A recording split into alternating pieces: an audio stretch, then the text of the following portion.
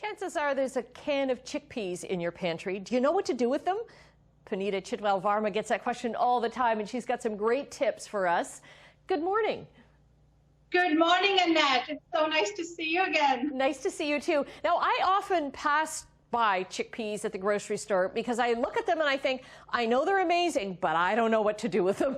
So you're going to tell us. That's like so many of us. I did a survey with my Instagram community a few months ago, and of course, chickpeas was on the top of everybody's list, right? We have the cans. They're a great pantry staple, but making them delicious, it's hard. So I will break it down. Okay, so first of all, you can get them in canned, but you can also get them dried, right? So I like both the varieties. I have an Instant Pot, and so if you can see it back there. So I cook on Sunday afternoons. I make a big batch of chickpeas, and then I use it all week long. Or you can totally buy a can of chickpeas.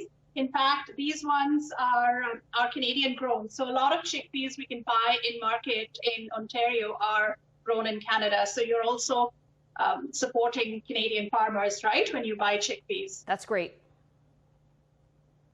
Totally. And then once you have that can of chickpeas, you can do a bunch of things with it, including, like, the first tip I have is to roast them. It sounds easy enough, and it totally is. All you have to do is rinse out the can of chickpeas in a baking sheet at 425 in the oven, and then roast it for maybe 35, 40 minutes. And halfway through, take them out and then sprinkle with a little bit of paprika or whatever are your favorite flavors. There's some people who like chili and lime, some people like a lot of heat, and they add red chili peppers. Ton of options. So that's a really good, healthy snack then, kind of a salty snack. Totally, totally. And these ones here that you see, if I pour them out here, and of course I'm making a mess, right? It's like TV. But you can hear the crunch, because what often happens is the first batch of chickpeas is, everybody's oven is different. So it's great to test out that first batch. And if it is a little bit soggier than you like, and it's not as crispy as these ones are, pop them in for another couple of minutes. It's easy, but sometimes, when we Google things like roasting chickpeas, there's so many directions on the things that we have to do. I say do none of that. Just rinse and roast at 425, and you have a great snack for the week. Okay. Chickpeas are also really, really good. I know you used oatmeal once before, but for kind of extending meat dishes, right? So you use half the meat and maybe the other half chickpeas, or you've used oatmeal before, another great tip.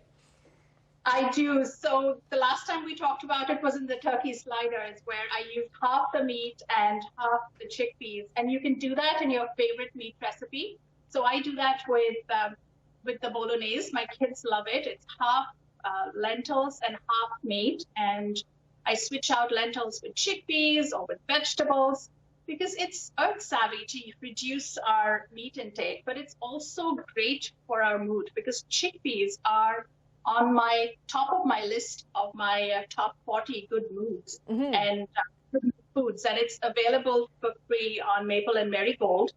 But what I do often is cook with all of those good mood foods. And then, we're eating healthy, and we're eating food that is great for our gut and for our brain. Right. We've got about a minute left, but I know that you've been studying the way that food affects our mood a lot.